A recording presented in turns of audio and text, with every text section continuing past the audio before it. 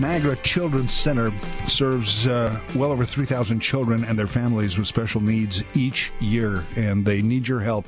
And May is Help Kids Shine Month, where we ask for your help. We certainly try and raise awareness of this wonderful place, but certainly some funds as well. If you want to donate online, you can do that right now, safely, securely at 610cktb.com/helpkidshine. You can also become a Help Kids Shine monthly giving club member if you call 905-688-3550. 905-688-3550. Thursday, we'll wrap up Help Kids Shine Month with the annual plasma car races. We do that at ballhockey.com on Melbourne Avenue. I'll do the show live from there from 4 to 7 on Thursday afternoon.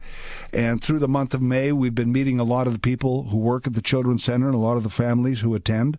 Our guest is Brigitte Cantor, who is mother of Scott. Hello, Brigitte. Hello, Larry. How are you? Good. How are you? I'm good, thank you. I hope we see you on Thursday at the plasma car races. I'm going to try my best to get there. They're always fun. It's interesting. Yeah, it sounds like fun. Thing, yeah. Tell us about Scott and how Scott and your family came to the Children's Center. Scott had been diagnosed with cerebral palsy at around 15 months old from a stroke that he suffered at birth. And we ended up getting a referral to the Children's Center when we realized that there were some milestones he wasn't hitting. And we went from there and started with physio and occupational therapy to head him in the right direction. I want to talk about that, but a stroke suffered at birth. I mean, had you ever heard of such a thing before then? Yes, we had. We were just surprised that had happened to him. Because there's no way to really tell that, is there, I guess, if it's already happened? Yeah. Right. We didn't actually know when he was born that it had happened. It wasn't until he was about 9 months old that we realized something was wrong because he was having a hard time hitting his milestones physically, so like crawling and those types of things. So we realized that there was something not right. Was Scott your first? Yes, he was. But you still knew, I guess as a parent, you know where a kid is supposed to be at a certain age, right? Yeah, and I think that's a big issue for first-time parents because a lot of times you're not sure what your child's supposed to do, or you read the books and the articles and listen to other people's advice. But I think in the end you do have to trust your gut. Right. And sometimes, unfortunately, you do have to be a little bit persistent with your family doctors. And, because I can understand sometimes they're apprehensive to pursue the diagnosis, right? So, right. Oh, and I imagine a lot of people have a lot of advice. So, but I'm glad you got the good advice after you persisted. Yeah. You went. Scott was about 15 months old when he got to the Children's Center. Yep. And you mentioned the therapy, but what kind of procedure was that getting him into the therapies? So we ended up starting with physiotherapy and occupational therapy, and we also did speech therapy, and they had a great program there called Jump and Jive that was wonderful for the little ones to kind of get them more mobility and strengthening and balance because a lot of these kids suffer from those types of issues.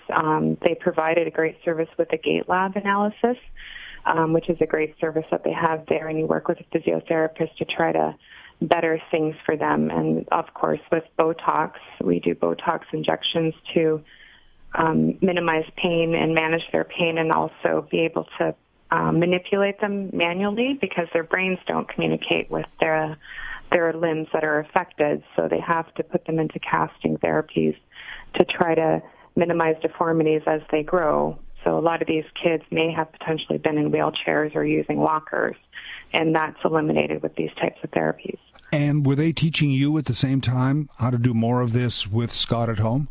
Always. Yeah, always learning, always teaching. Yeah. Wow. And absolutely. Some of the therapists we've talked to and other parents, it's tough when the kids are so young because they don't want to do it or perhaps don't understand why they should do it. Mm-hmm. And so it's hard to negotiate that. Yeah. So they have to, you mentioned Jump and Jive, they have to make it fun or interesting, and there are all kinds of ways they do it. Yeah, because you have to give them an incentive, right? Especially we don't realize that little one can't communicate how much pain they're having, and that becomes normal for them, so they don't realize what not having pain is like for them. I hate to skip ahead so quickly, but I just want to tell people, Scott's 11. Yes. A student, hockey player. Yeah, jiu-jitsu master. Musician. And he's just starting para-kayaking too. Oh, my gosh. Yeah, so he's doing really well. That is so terrific. And I want to thank you and Scott, by the way, for being part of Help Kids Shine Month here as well. So it's our privilege. We're very thankful to be doing it. Well, I hope to see you Thursday. I hope you can make it out. Thank you for telling us the story. Brigitte, thank you. Oh, thank you. Thanks for having us. Brigitte Cantor, Scott Cantor's mom. Scott is 11, Went there 15 months, and now hockey player, jiu-jitsu, plays piano, loves video games. Getting into the wow, it's an incredible story, and these kinds of incredible stories happen all the time at the Niagara Children's Center, all the time. If you'd like to donate, go to 610-CKTB/HelpKidsShine, or call this number to become a club member, a Giving Club member, 905-688-3550, 905-688-3550, 905-688-3550, and don't forget to show up to ballhockey.com this Thursday, 4 to 7. I'll do the show live. It's on Melbourne Avenue, St. Catharines. We'll do the wrap-up of Help Kids Shine and those great plasma car races. Remember, Niagara Children's Center, 610-CKTB.com/HelpKidsShine.